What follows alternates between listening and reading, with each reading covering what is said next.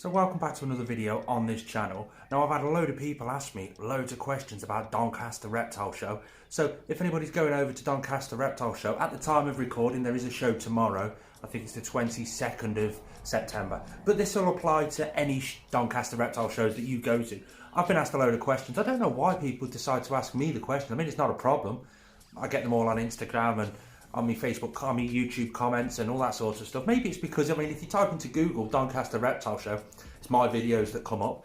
Go onto YouTube and type in Doncaster Reptile Show, it's my videos that come up. So I don't know, I just want a full disclosure. I don't actually work for Doncaster Reptile Show or the IHS. I just highly recommend it, highly rate it. So anyway, here are the 10 most frequently asked questions that people ask me from, about Doncaster. It's all because if you go to the IHS website and send them an email, you might never hear back. You might hear back 2 or 3 days later. You want an answer and you want it now, this is where you're going to find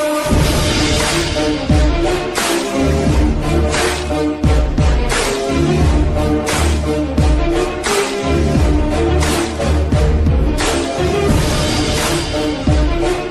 So welcome back to Northern Exotics. We're a reptile YouTube channel that talks all things reptile related, whether it be specific species care, breed your own live food. We show you absolutely loads of things reptile related that are gonna help you. So if that's something you're interested in, please consider subscribing. While you're down there, hit that notification bell and click all. That way you'll get notified next time I do upload a video.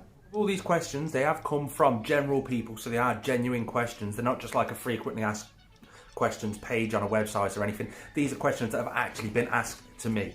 So I'm just going to quickly run through a big list of them. I think I've got 10 questions here. It may be less, it may be more.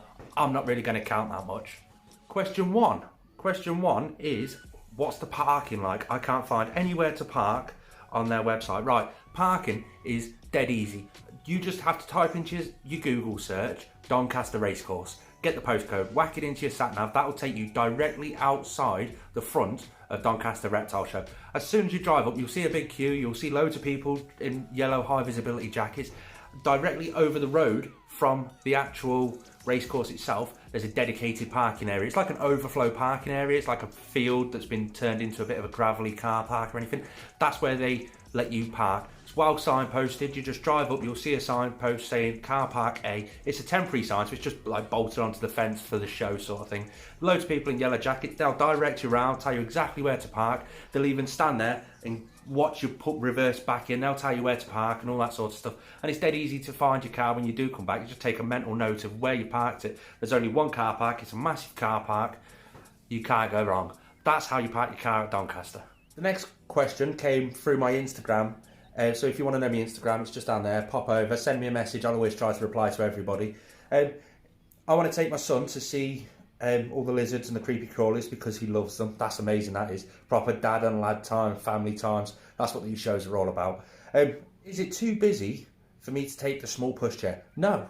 Do what you want, mate. Honestly, do what you want. You walk around the show, if somebody gets in your way, just use the pushchair as like a battering ram to barge people out the way. Don't be scared. Don't be too English. Don't say, excuse me, please. Just say, do you mind if I move past, mate? Everybody, if they hear you, because it can get quite loud in there, if they hear you, everybody will gladly move out the way. I can't speak today. I blame the energy drink that I had just before filming. A little top tip that I have seen somebody do with their pushchair is get a couple of helium balloons or a helium balloon and tie it to the front wheel. It's up in the air. People can notice that. If they turn around, the lamps accidentally bump into the balloon and not the pushchair. And it just sort of, oh, sorry, mate. I've seen that done before. That might be an option for you. But no, take the pushchair. You might struggle to get to the front of the tables and stuff like that. If you're only planning on being there for a few hours just to have a look around at the lizards and stuff, might be worth going around about lunchtime, 1 o'clock-ish. The show's open till 4 o'clock, but it starts getting a bit quieter around about 12 o'clock mark. The problem with doing that is all the super cool animals, the rare animals and all that sort of stuff have normally been sold off by that time. But 12 o'clock to 4 o'clock, that's its quietest time. 2 o'clock is where it gets really quiet and just sort of dwindles off into the dust sort of thing. But definitely take the pushchair. You want to make life easy for yourself. If it gets a bit too much, if you do get a bit too stressed at people not moving out the way or barging you out the way or whatever, you can always go out the back gate. There's like a back door thing and you can go out to like the race course, get a bit of fresh air because it does get quite warm in there. But yeah, take the pushchair, take the family, take the kids, have a great day. The next question is, I've seen your videos, are the queues really that long? Right, you want to know what you want to know about the queues is I make them look really massive and oh no, it's just a dramatic effect. Yes, the queues are big before opening times. I think it's 10:15 or 10:30. The members, the IHS members, actually get to go in 15 minutes before you guys. Any non-members anyway. I'm a non-member, but and then 10:45, I think non-members get to go in. The queue is massive by 10:45, but as soon as they open the gates, that queue just goes straight down because they've got 3 or 4 different members of staff just inside selling the tickets, giving you the wristbands, all that sort of stuff. So the queue takes less than 5 minutes to go down, dead easy. If you're worried about queuing up too long, just turn up at 11 o'clock and there probably won't be a queue. It's a top tip. If any of you guys out there do have any questions regarding Doncaster Reptile Show, whether it be this year, next year, 5 years down the line, just send me a question. I'm a big avid supporter of Doncaster Reptile Show and I'm always there, except for this time. And yeah, I'll answer your questions wherever you've got them. Next question. Is it a child-friendly... Sorry if I'm looking down a lot, I've got my phone in my hand. Is it a child-friendly event? Yeah, take your kids. They'll love it. All the different animals down there, all the... They can have a look around, do all that sort of stuff. There's not really a specific area like the invert shows have got little handling stuff. You don't get that sort of stuff at the IHS shows. But IHS, if you are watching this, it might be something to think about. Stick a comment down below. I'll send you my email. I've got some ideas for you. But yeah, take the kids, have a good time. Next question comes from Instagram again. Is there any food sold inside? I don't think there is any food sold inside. I know there's a bar, you can get a drink and stuff like that. It's always worth taking a bottle of water though, so you can have a drink yourself. It's going to be a lot cheaper. But I don't think you can take food in there, and I don't think they sell food. There's a Mackey's just down the road, I can tell you that much. Right, let's move on to the next question. Is it really worth me driving 210 miles to go to the show? Yes. If you're that passionate about animals, and not just going there to buy animals, but you can speak to a lot of the vendors and just sort of get the scope on the up and coming equipment, the knowledge of people. You can build some contacts, get to know breeders.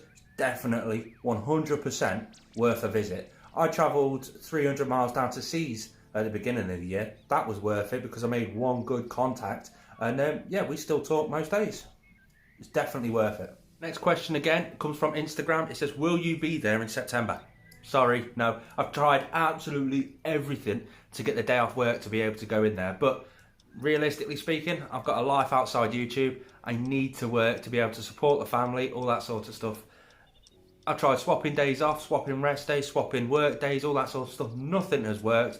Unfortunately, September's, I won't be there. But make sure you come up to November's show because I'm definitely there. I've already booked a day's holiday for that one. Next question. How often are these shows? I've just missed the last one. Right, so these shows, they run, I think it's 4 times a year now.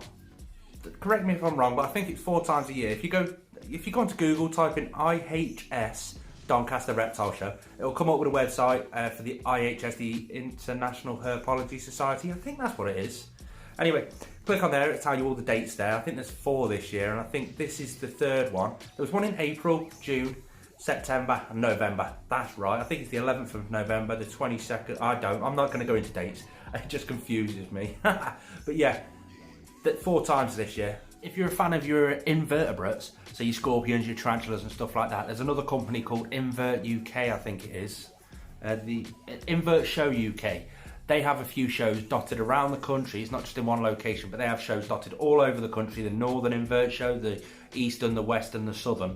I think there's even a Scottish one as well. So that's always something to look into. If you are addicted to going to these shows, you can definitely go to them. Next question. I've sold an animal on Facebook. How can you sell animals on Facebook? You can't do that anymore. Huh. I've sold an animal on Facebook. The buyer wants to meet me at Doncaster. How does that work? Right. It's quite strict here actually, because you get bag searches on the way in and stuff like that. So you physically can't take an animal into the show.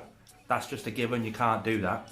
So they've got an exchange room. You go into the exchange room, tell the buyer that you're in the exchange room, he'll come up into the exchange room and you can change animals there. Now, word of warning, the exchange room isn't veterinary controlled like the rest of the show. So the animal, you take it at your own risk. Just something to think about. Talking about vets, let's get on to this next question. Hold on, I've lost it. How do I know the animal that I'm buying is fit and healthy? There we go, that's a good question, one of the better questions. Right, so there are vets that walk around the show. They're in yellow jackets, they're called, on the back of it, veterinary something or other. they physically check all the stock within the entire show that's up for sale for health reasons. Not just for health reasons. They can spot an ill animal. They can spot an ill animal a mile off. There we go. Something that's underweight, something that looks a bit dehydrated. It's just they know what stresses the animal goes through going through to the shows, so that sort of thing's okay. But any diseases, any ticks, mites, anything like that, they can spot them a mile off.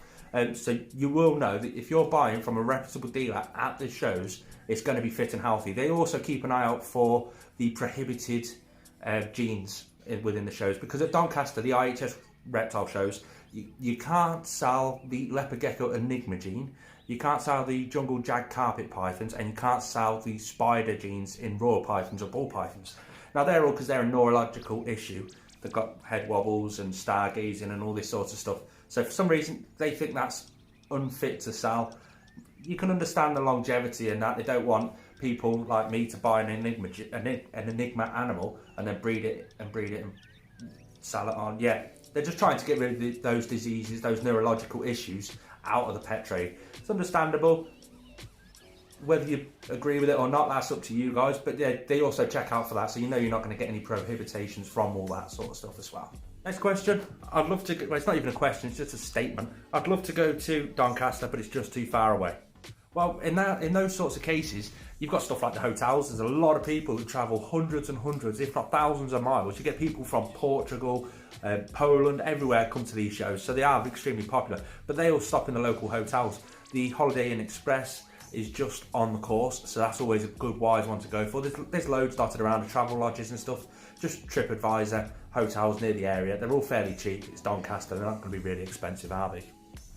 Don't shoot me, Doncaster. And the final question. I don't drive. I don't think I'll ever be able to go to these shows.